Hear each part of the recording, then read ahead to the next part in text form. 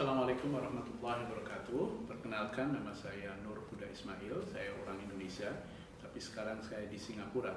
Hari ini saya itu sedang di sebuah studio yang keren sekali, namanya MG Rahmah.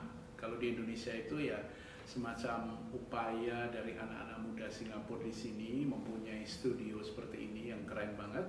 Mereka itu upaya ingin menghidupkan atau ingin mengenalkan kepada publik tradisi-tradisi Melayu, makanya menjejaki rahmah gitu. Jadi di sini juga ada tradisi-tradisi Melayu keislaman yang ingin dikenalkan lagi gitu dengan cara-cara baru.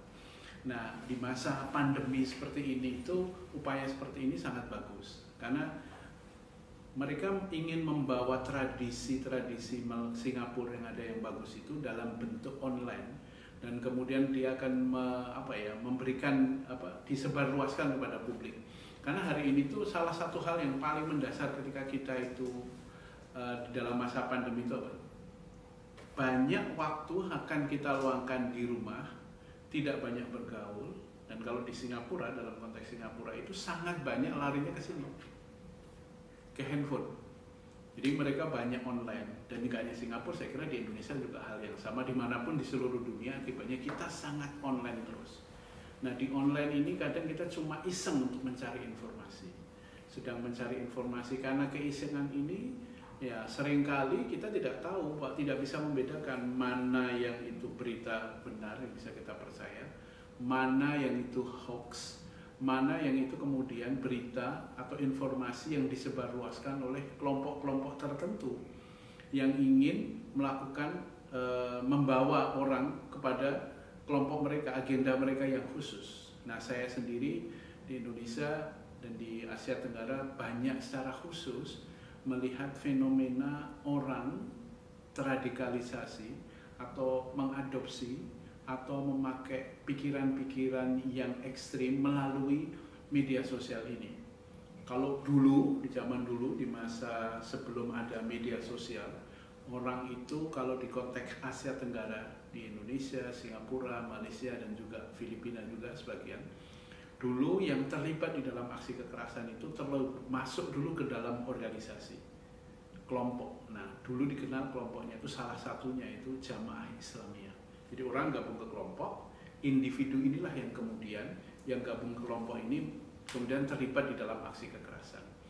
Hari ini bergeser dari Jamaah Islamiyah, JI itu kalau di Singapura menyebutnya, menjadi Jamaah Facebookiyah, gitu. Jamaah YouTubeiyah, Jamaah Instagramiyah, gitu.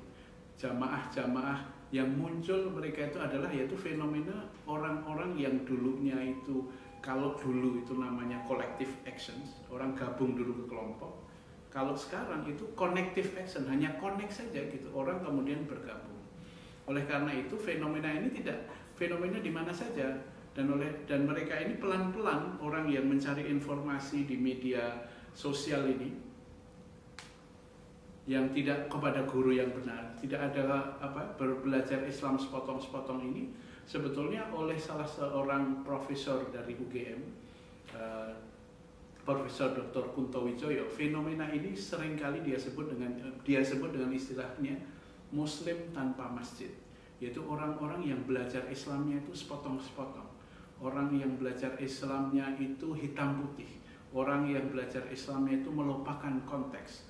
Padahal teks tanpa konteks itu pretext gitu. Teks ya, so we need to understand the context. Nah, ini yang sering dilupakan. Akibatnya yang terjadi mereka lebih mudah mengkafirkan atau menyalahkan orang lain.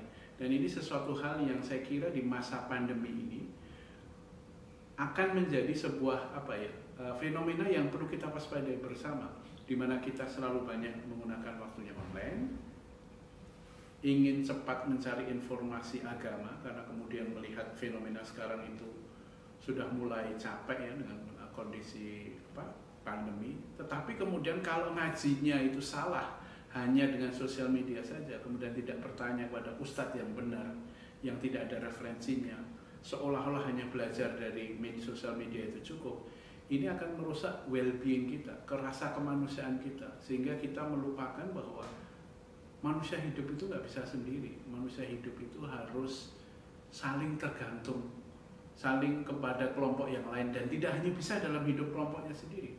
Dan saya kira itu adalah tantangan kita bersama di masa pandemi ini. Kita tetap menjaga kewarasan kita tetap harus pinter menggunakan media sosial dan menggunakan internet. Kita juga harus sangat berhati-hati memilih guru, memilih informasi yang ada di media sosial. Dan saya terima kasih buat teman saya yang di Singapura yang mengelola ini, MJ Rahmat ini, sebuah studio keren. Nanti kalau orang-orang Singapura yang sedang di Singapura datang ingin melakukan acara atau melakukan rekaman, production house kreatif, ya bisalah datang di sini. Saya kira terima kasih sekali undangannya, saya senang bisa ngobrol di sini.